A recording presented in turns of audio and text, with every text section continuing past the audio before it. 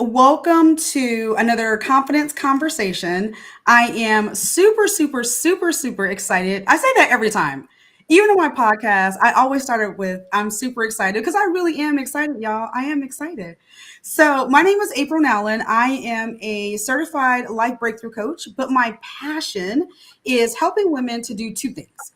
One, create a life they love after heartbreak, and two, prepare for the love they deserve. And you're like, what? Yes. Here's the thing. For those of you guys who don't know me, I got into doing what I'm doing after my third divorce. And I said to myself, all right, God, like something isn't working, something isn't right. And after going through a healing journey, I really felt like God was saying, like, look, you need to help women that are like you. And what I found out was I wasn't alone. There was quite a few women like me. And so that is my passion. Confidence conversations. That's what we're talking about tonight. I recently, earlier this year, I launched something called When Love Comes. It is a relationship coaching community, and it's made for women just like you, women who are healing from heartbreak, trying to figure out how to live a wonderful single life, trying to figure out how to, date in a healthy way. And so this is part of that, guys. These are conversations where I'm having with like real down to earth people about things that we deal with as being single women. Maybe if you're in a relationship or just gotten out of a relationship, but we've like lived through some of this stuff. And so I'm so excited about my guest tonight, Toni Wortherly, or do you want Toni LaShawn Wortherly? So I actually met her online, y'all. She's amazing, amazing songwriter. She's an author, which brought us to tonight. She's an educator, but she just really has a heart for sharing the love of Jesus with women. And so I love her story. I love her book. Welcome, Toni. Hello, everybody. I'm so excited to be here. Thank you for inviting me. I'm excited. I'm Absolutely. Absolutely. So, y'all, when I met Toni, she was telling me about this book that she wrote, and it blew my mind. So, I got to show it to y'all. This is the book, and it's called Pray While You're Pray: How God Turned My Loneliness and Frustration into Contentment. Y'all, let me tell y'all something. Loneliness is something that we all deal with, right? But trying to figure out how do we become content as a single woman, that can be a struggle. And so she wrote a whole book about it. What I love about this book is two things. Number one, she is extremely transparent. If you guys have listened to anything I put out, I am transparent, telling the truth, all the things. So I love that. And then it's a great book because it doesn't just like tell a story, y'all. It has questions at the end of each chapter. It encourages you to just think. Like it really encourages you to think. And so I love the book, Toni. Excited to have you here. So my first question is obviously going to be, why did you write this book? so I have always wanted to be a wife, right? Like, I think my pastor actually talked about this Sunday. Like, little girls, we grow up, we play house. Like, I was always the wife and the mama. My mom got married when she was 18. My sister got married when she was 19. I graduated from college at 20, no prospects. And I was like, I am an old maid and I need to get married. And so I married the first person who asked me to marry them. And I met him in church, y'all. I met him in church. And I thought, okay, this is going to be great. We met in church. We're going to do things God's way. We're going to get married. We're going to grow together. It's going to be great. You never stand at the altar thinking, yeah, this is only going to last for 20 months and then I'll move on to something else. But that's what happened. My marriage lasted the length. I describe my marriage as a toddler. Like people say, when you ask them how old their toddler was, they're like, "Oh, my toddler is 20 months old." Well, my marriage was 20 months old when it ended. And I was 23 years old. I was in the middle of my law school education, and I was just kind of lost. And I immediately jumped headfirst back into the dating pool, which was not a great thing to do. And I just had so many bad experiences. So When I got out of law school, I moved back home. And I just spent some time really rededicating my life to Christ. I decided halfway through law school that being a lawyer was not what I was going to do for the rest of my life. So I was experiencing this quarter life crisis of I have geared my life towards two things: being a wife and a mom, and being a lawyer. And now I am going to be neither of those things for the time being. So, what do I do with my life? And because I got saved when I was 6 years old, I knew that I had to turn my life back over to God. So I was going to Bible study, I was going to church, I was praying, I was studying the Bible on my own. And I started to ask God, like, what do I do? I really want to be married. I really want to be a wife. I want to be a good woman. I want to be the person you created me to be, but I'm just lost and confused and not sure what I'm supposed to do with this time right now. I'm lonely because I had my first boyfriend when I was like 17. And from 17 until I got divorced at 23, there was rarely a time when I was actually like single, like not in any kind of relationship, situationship, whatever. So in that time period, when I had actually been single for about a year and didn't see any prospects for that changing, I just didn't know what to do with my life because for all of my adult life, I had been in some kind of relationship. So I started journaling and writing down the prayers that I prayed. I started journaling and writing down the scriptures that really spoke to me. And one of the scriptures that spoke to me was Proverbs 18:22. He, let me say that louder. He who finds a wife finds a good thing and finds favor in the Lord. And the reason that struck me is because in my dating life, relationship life, whatever you want to call it, I had very much been the pursuer. So at this time of self discovery and rededication and trying to figure out what I was going to do with my career, I had my own law firm, so I supplemented my income as a substitute teacher. And in one of the classes where I was substituting, the kids were doing a project where they had to study a particular animal, and they had to study that animal's habitat, and they had to study how that animal hunted for food. And so I was listening to their little presentations as they were practicing. And as I was listening, I was like, this sounds like some of the guys that have tried to like approach me, like these different animals and the way that these different animals approach their prey sounds kind of like being in the dating world. And that is where the idea for pray while you're prey was born. I started doing some research on different animals and how they hunt, which is a little part of the book that I talk about. But Mhm. I finished up the journal and I was doing a play at the time, a musical, and I was backstage with some of my castmates and the whole dressing room was single. So I was like, hey, here's something I've been working on. And I just started reading to them some of my thoughts and some of the scriptures and prayers and some of the questions that I had. And they said, so when are you releasing this? And I was like, what are you talking about? Like, this is my personal journal. Like, this is not for anybody else. This is for me. Like, I'm just trying to get my thoughts straight. Like, I'm sharing with you guys because we have a lot of downtime back here backstage.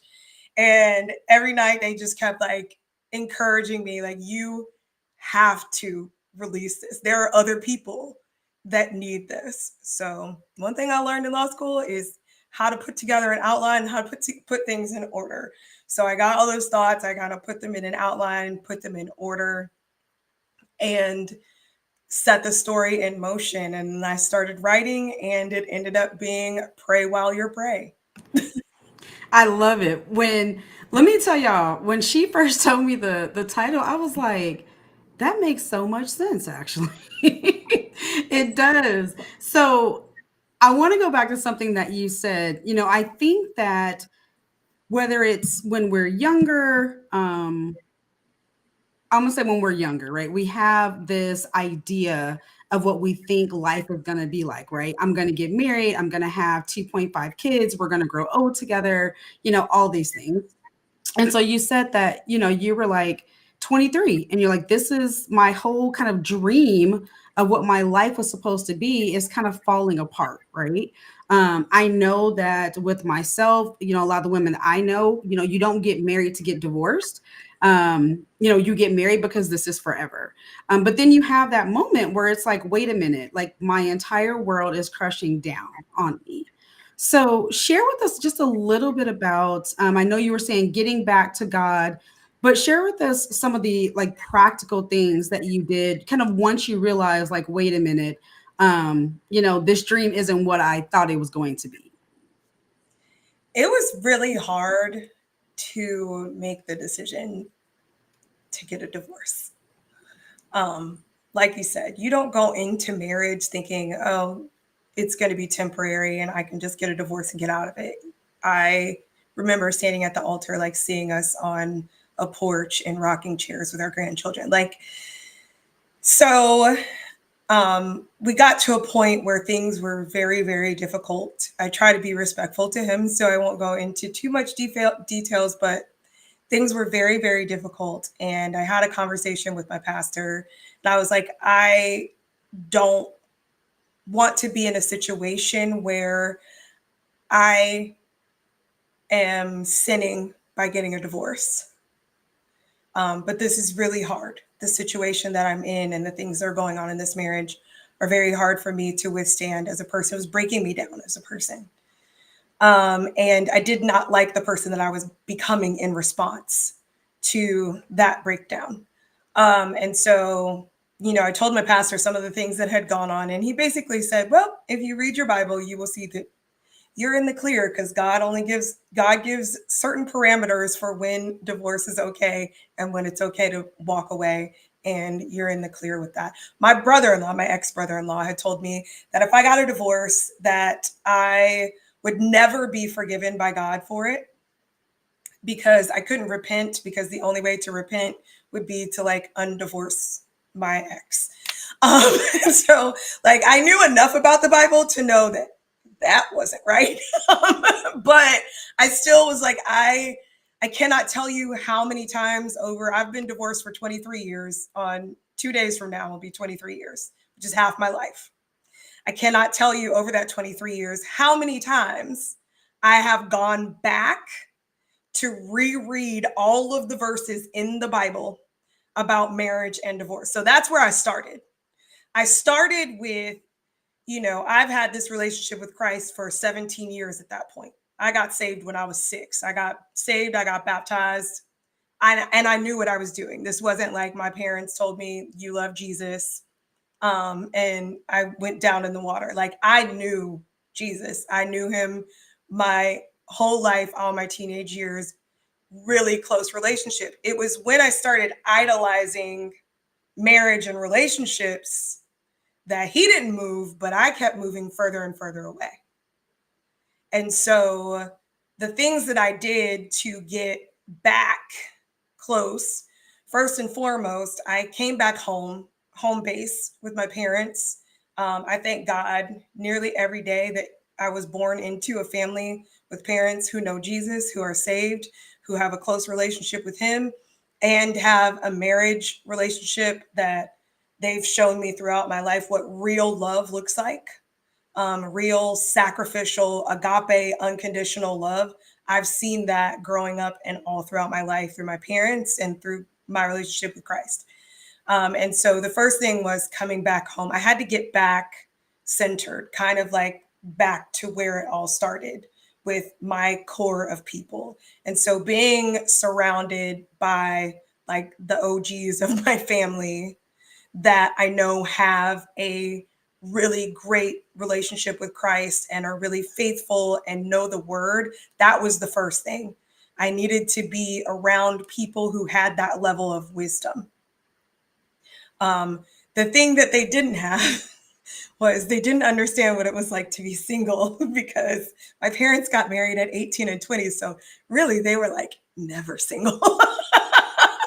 um, But So true. So true. yeah, but um, so that was that. Then the next thing I did was I got serious about church. Church people have all of their thoughts and opinions on organized religion. Um, those thoughts and opinions, I think, disappear when you find the right church family.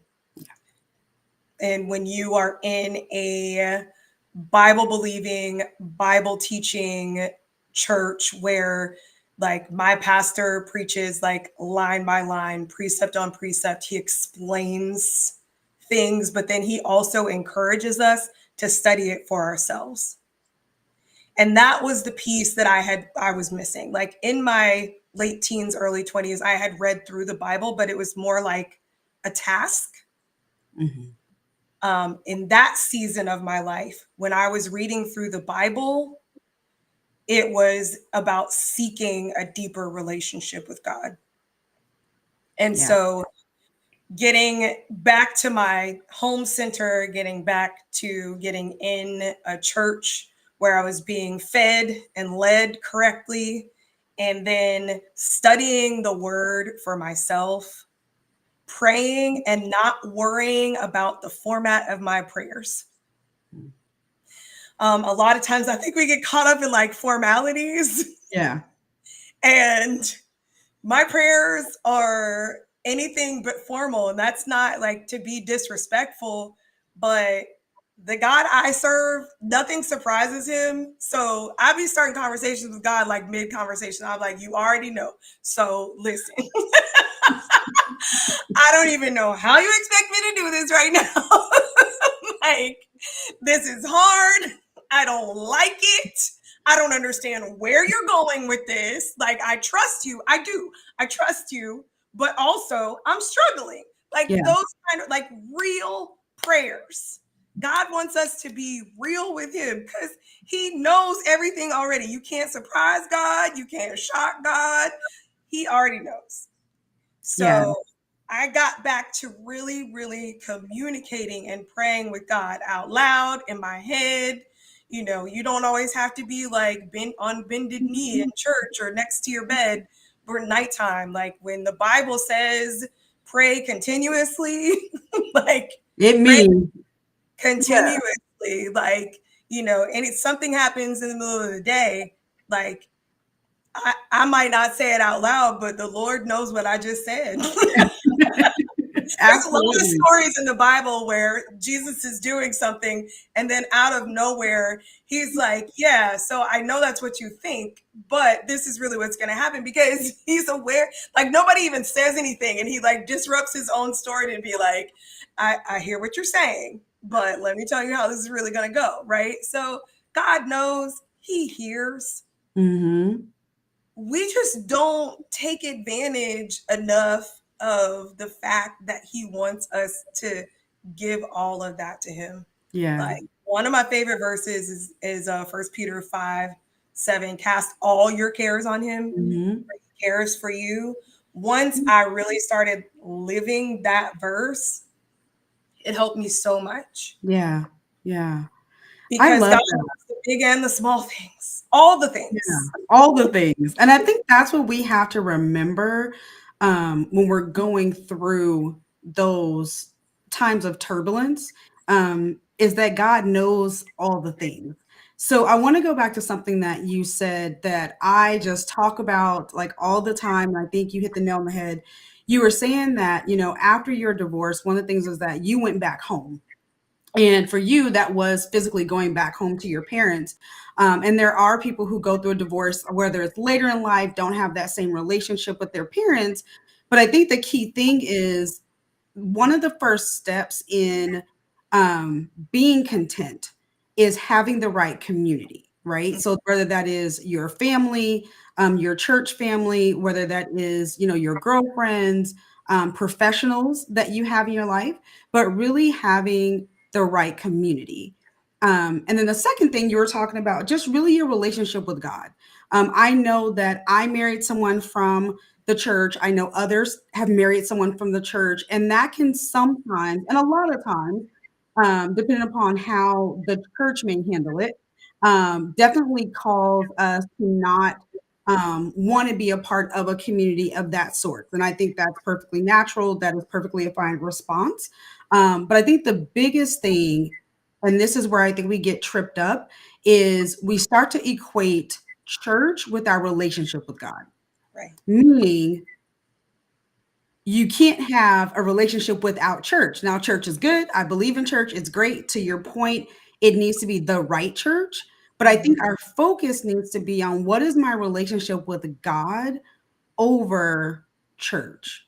And so, um, getting back to being transparent with God, getting back to saying, like, God, I'm gonna talk to you the way I talk. Like, right? I'm not gonna make it perfect and all that. So I love that. So I want to talk about this season. So you're 23 when you get divorced, right? Mhm.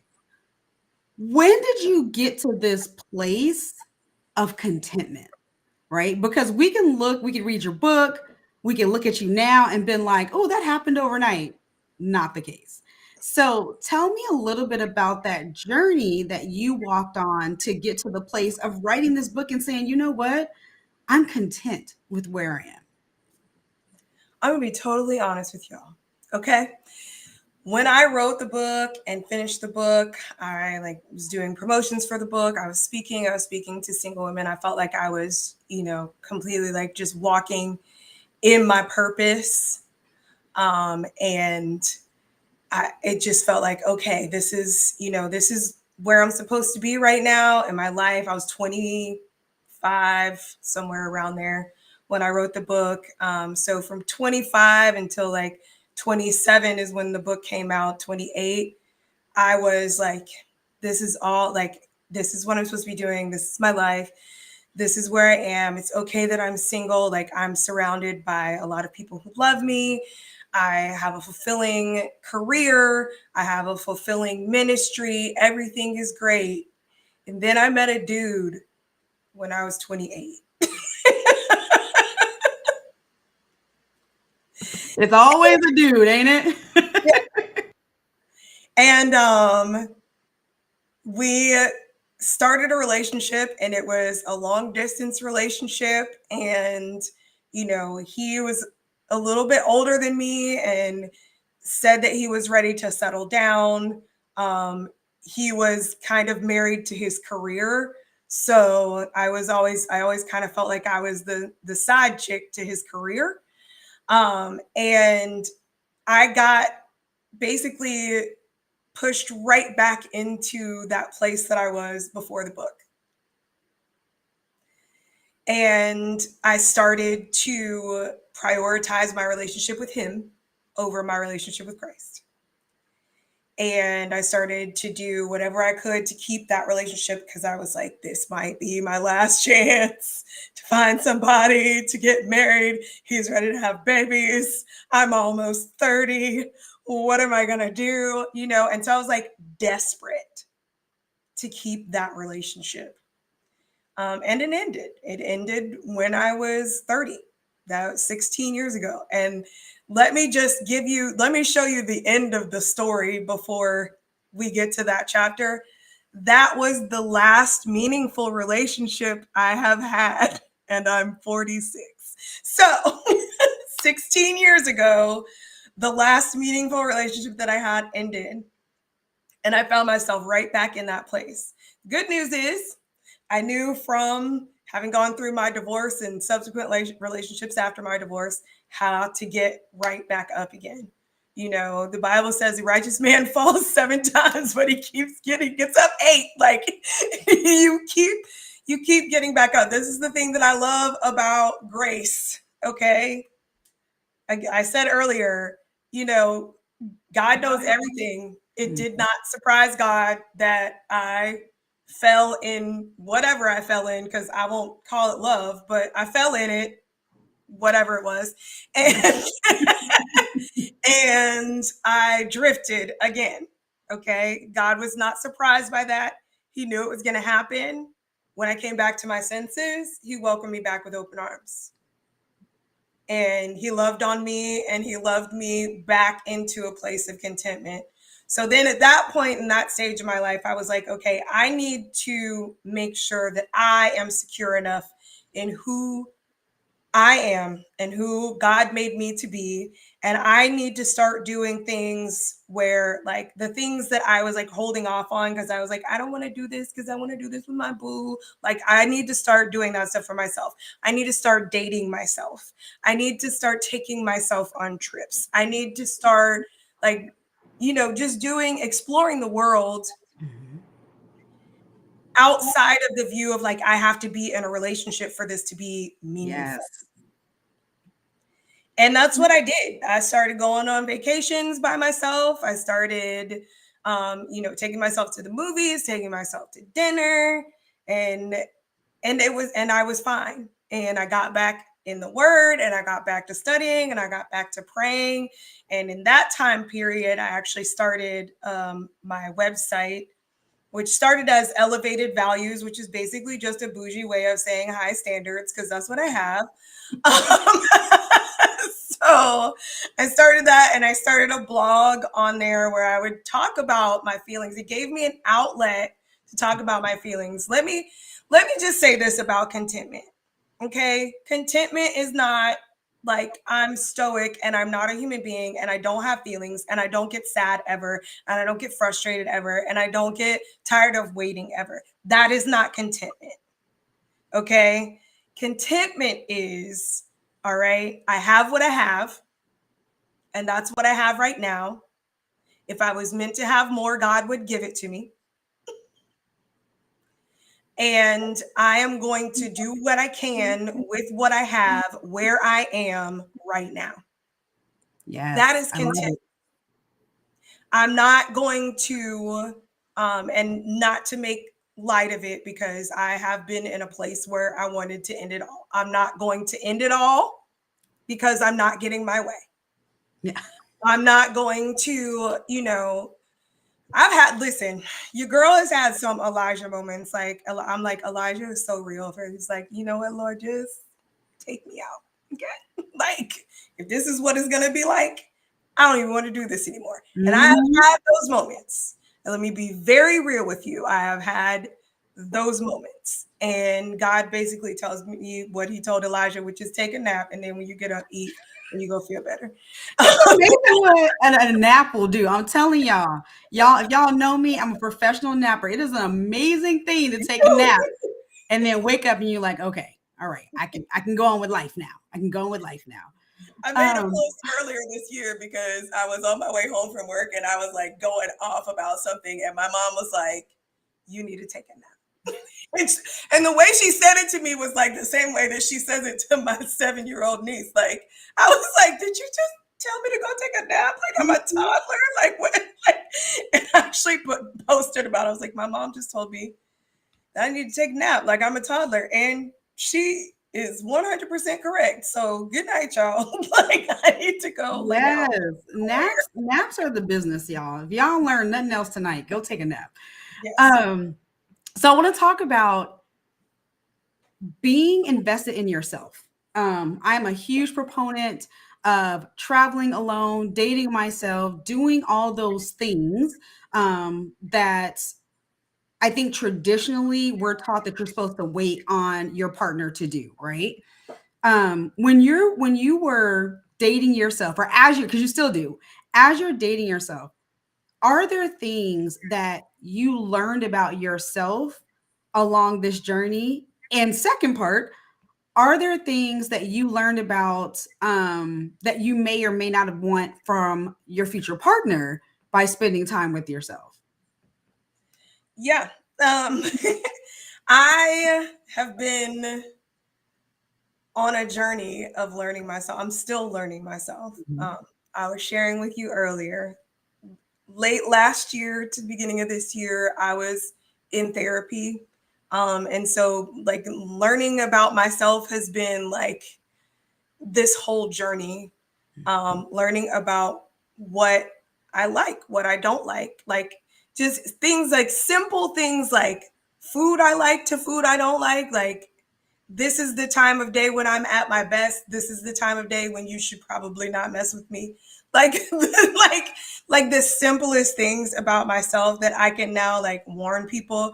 Like for example, I've always known that I'm an introvert. It may be hard to tell because I'm also an entertainer. So like people are like those two things don't go together. They really do. A lot of entertainers are introverts, but I'm an introvert, but like I didn't realize and understand and know how much I actually enjoyed my own company, Mm-hmm.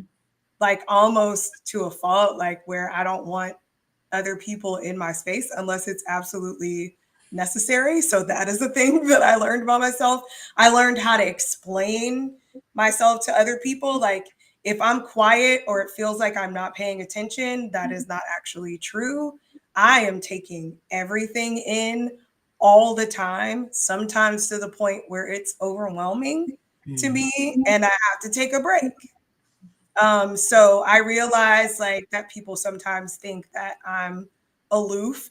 Sometimes people think that I'm unapproachable because when I get into like thinking mode, my face just like goes into, and people are like, oh, she is not very nice. And I'm like, I'm actually one of the most caring people that you will ever meet. And then just things like, I talk to my mom all the time and I'm like, I've taken care of me for a long time with God's help. You Yeah. know, I pay my own bills. I own my own home. I have been able to make my own way. I need a partner, and I know people get slammed for this when they say, I need somebody who brings something to the table. But the fact of the matter is, because I've been single for as long as I have, I need someone who compliments me, not with an I, with an E, compliments me like they are my compliment, I right? love it. I don't need somebody necessarily who compliments me with an I Mhm. because I'm trying not to sound like arrogant. No, Sometimes I no, slip into keep it real. Keep it real.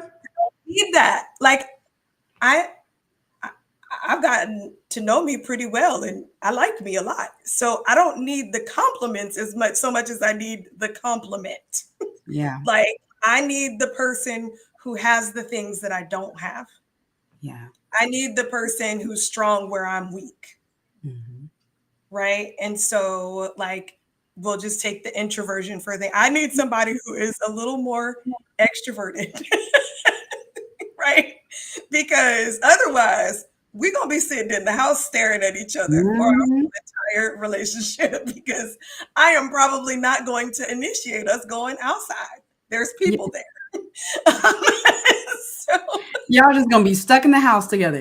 we're gonna be two homebodies stuck in the house. I realize like there's a guy that people are like, why haven't you guys gotten together? And I'm like, we are friends and I love this person dearly. However, our personalities are way too similar. Mhm.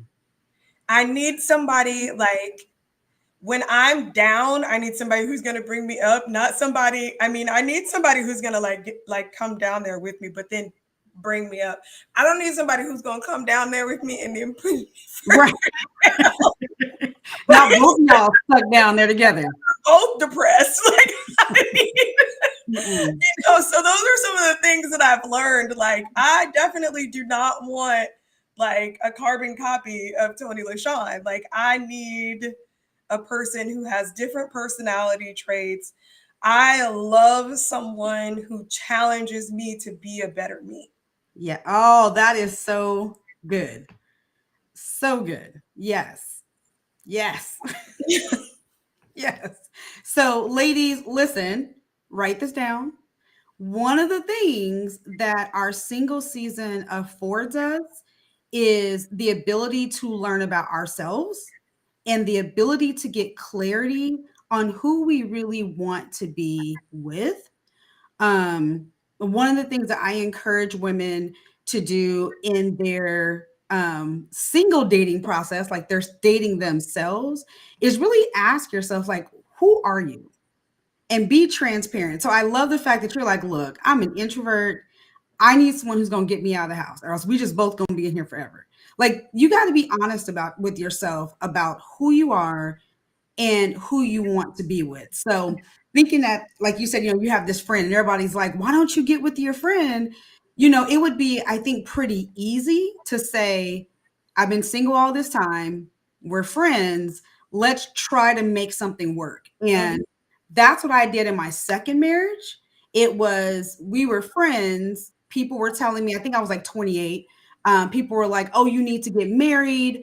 At the time, I was an executive assistant, and I had people telling me, oh, you're working for a man, so you shouldn't be single. So it was all these reasons why we should have been together, like knowing this isn't even a good match. And so having that ability, having the courage to say, look, the easy way is settling, which we're going to talk about next.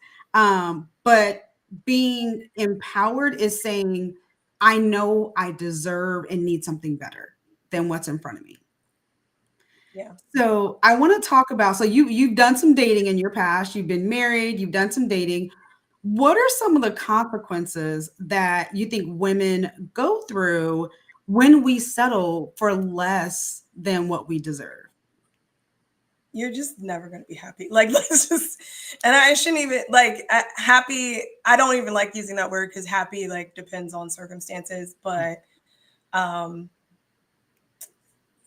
settling is just that there's so much more for you. This is where getting into the word is really helpful, and building your relationship with God is really helpful, because if you really read the Bible like cover to cover, you know that it is not God's will for his children to settle for less than his best. Mm-hmm. And you will never find any kind of contentment, any kind of joy, any kind of happiness in a situation where you have settled. And it's going to be so much more work, because you're going to be constantly fighting and trying to make that relationship, to make that thing that you settled for, whatever it is. It may not even be a relationship, it could be a job, it could be anything. The thing that you settle for, you're going to spend your life fighting and trying to make that fit into a spot in a puzzle where it was never meant to go. Mm-hmm. Right? I don't know how many people have like put together those really, really big puzzles where they have like 500 pieces or more, right? You see that there's like this hole and there's several pieces that look like they go in that hole. Settling is like taking just one of those pieces and you just like Mm-hmm. it fits in the spot, but it doesn't really fit in the spot. And guess what? When you get later in that puzzle, now you're missing a piece over here because you put that piece over there. And then things start to unravel. They just completely start unraveling. And you're like, how did this start? Because you settled. Because you settled for less than God's best. Um, I Absolutely. I the message on my shirt, strength to soar, right? Isaiah 40:31. They that wait on the Lord will find new strength. They will run and not be weary. Okay. They will walk and never faint. They will soar on wings like eagles, right?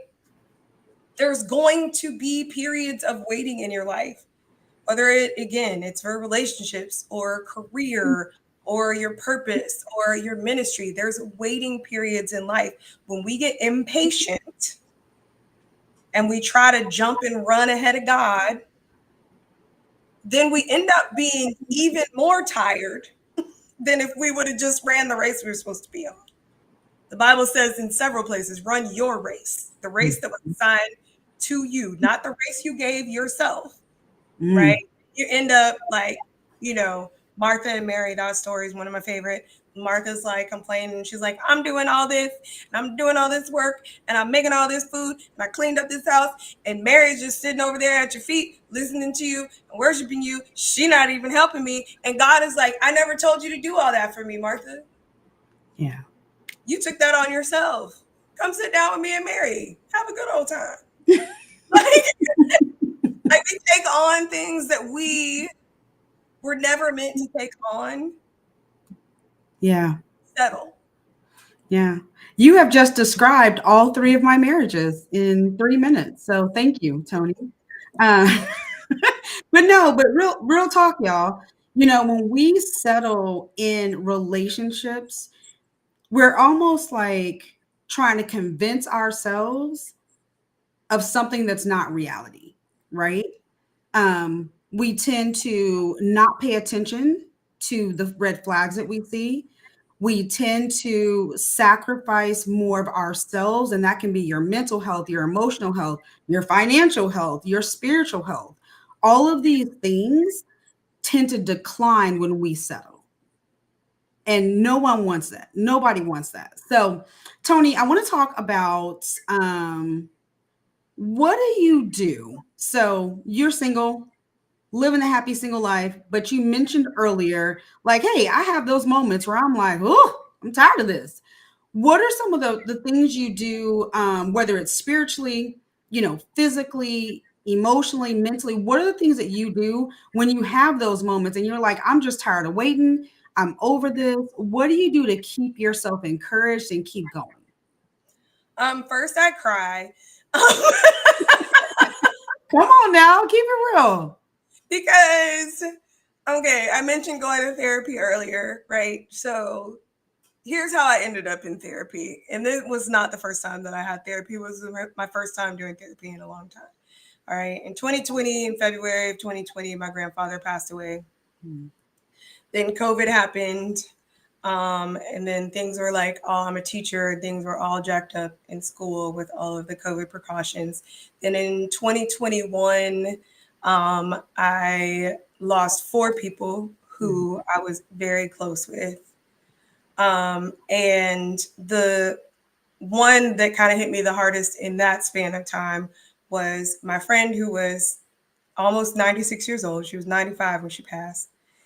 She was she had been married a few times, but she never had any kids. So her family had put her in a nursing home since it was COVID.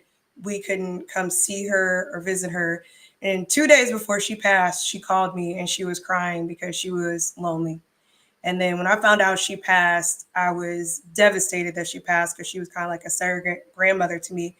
But then also, I kept thinking, like, what was I at the time? 43, and I have no children. And I have nieces and nephews who I love very dearly, and they love me dearly. But I don't know when they get married and they have their own families if there's going to be a place for TT, right? I don't know. And, the enemy kept whispering to me, you're going to be old for the rest of you. You're going to be alone for the rest of your life, and you're going to get old and you're going to die alone. And that thought just kept resonating with me and resonating with me. And I tried to like cover it up. I tried to like just push past it.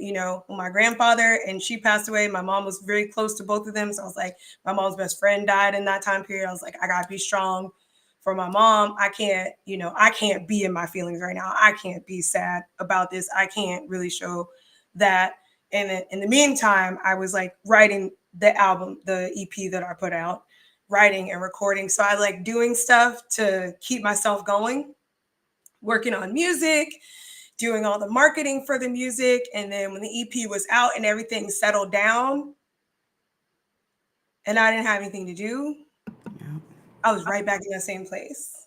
Yeah. And then I was like, okay, well, there's this musical coming up. I auditioned for the musical. I did the musical, and then the musical ended. And I was right back in that same place. I kept trying to find things to do to distract me from the grief that I was feeling, right? Because my granddaddy lived to 86. Miss Mary lived to 95. They lived a long life. How can I be sad? They're not here. They are in a better place. They're in no more pain. They're in no more sickness. They wouldn't want to come back here as much as I want them to come back. Like, how can I be sad about that? Right. And so I just kept pushing and kept pushing. And then finally I hit a wall. And I got to a point where I was completely irritable. I was suffering from insomnia. I was not pleasant to be around. I had a scowl on my face all the time. Y'all, I'm the worship leader in my church. And I would go in and I would go sing and I would leave. And I was like, I'm here to do business and I'm out. Like I was just, there was just a dark cloud over me. And my mama said, the same one who told me to take a nap. And my mama said, I think you need to find a therapist. And I was like, Mom, I tried talking to a therapist a couple of years ago when COVID started. That didn't work out and I didn't like her. And she was like, I think you need to try again. So throughout my 4 months that I was in therapy, what I realized was, and this is probably obvious to other people, stuffing your grief down into a ball is not a good idea. Who knew? Okay. People told Right. me that grief came in waves. Yeah. I had stuffed it down so much, my grief hit me like a tsunami, and I turned Mm, into a person that I could not stand. So mm, I knew that other people could not stand me. It was almost like a Jekyll and Hyde, because on the one hand, I'm really good as a performer at putting on a face and like, yeah. I'm fine, everything's fine. But when I'm not, Yeah. I'm not, and there's nothing that can bring me out of it. So in that journey in therapy, we really worked on me allowing myself to grieve. Mm, And it wasn't just the deaths that I needed to grieve, the deaths of people. yeah. It was the death of the life that I had dreamed of. Yeah.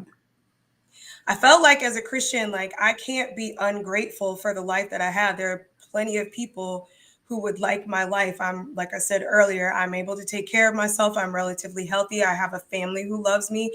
I have a great church. I have a great relationship with God. I can't be sad about the things that I don't have. And you know what my therapist said to me? Why? Yeah. Why can't you be sad? Don't stay there. Yeah. You can take a minute to acknowledge this is not what I expected my life to look like. And by trying to shove that down and not acknowledge it, and going back to something I said earlier, God already knew that was how I was feeling. So it's not like I was hiding from him, like, oh God, you can't see that I'm sound, but I have faith, and you Yeah. can't see that I'm like dying inside. Yeah. Right. So, so I cried and I went to therapy. And I left therapy in a good place because he gave me some tools to handle that grieving process and to handle anxiety, which has been an issue for my whole entire life. I finally feel like I've got a hold on that. And now I'm able to enjoy passions like pursuing music, not as a distraction from other things. I'm enjoying them as an addition to the life that I have now. One of the main things that I learned in therapy was living in now Yeah. and being in the present and acknowledging what I'm thinking and acknowledging what I'm feeling and acknowledging what I'm experiencing now rather than going back to the past and Yeah. ruminating over and over again on all the mistakes that I made. And if I had a magic wand or a rewind button, Mhm. done this differently, because that just causes me to beat myself up and quite honestly hate myself, or looking forward and not just looking forward, but looking forward and feeding into every possible fear that I have about the future. Yeah. Looking forward is okay when you're like fueling your passions and your dreams and your purpose, and you're planning for things to happen with God, because if you plan without God, good luck. Yeah. It's not gonna work out well. But I was looking at the future, looking at every possible thing that could go wrong, Yeah. everything that could go wrong in my future. And that's just not the life that God has for us. Like, first of all, Again, if you read the book cover to cover, you know that the future is secured. Yeah. Yeah, like we don't have to worry about that. Like we and God wants us to have a life now that is a life that's Yes. abundant, Yes. right? So when we do his job of worrying about the future, we take away from our today Yeah. and we don't enjoy our today. So I now have that tool of like, come back to now. Yeah. Don't go down that road. Come back to now. Death and life is in the power of the tongue. Even if you don't actually let the words come out of your mouth, the words that you think, the words that you speak over yourself, speak positively to yourself. Perpetuate positivity, um, instead of promoting negativity all the time. Yes. That is a practical tip. And do the things that you love. I love to dance. Sometimes that is me choreographing a really, really awesome dance that no one will ever see in the middle of my living room. I will like crank some Prince up. I know y'all are like, wait, Prince. Uh, Oh, stop. girl, Prince, come on now. Prince is the stuff. That's the truth right there.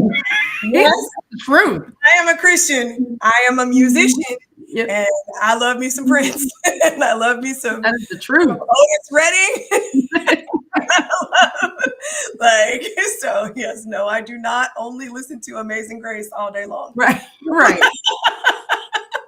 but I will like have a dance party in my house, or I'll call my sister and be like, hey, this band is playing. You want to go like just dance it out for a little while, like sing it out, like do the things that you love to do. Don't Your waiting time isn't wasted time unless you waste the time. Oh, say that again. Say that again, please.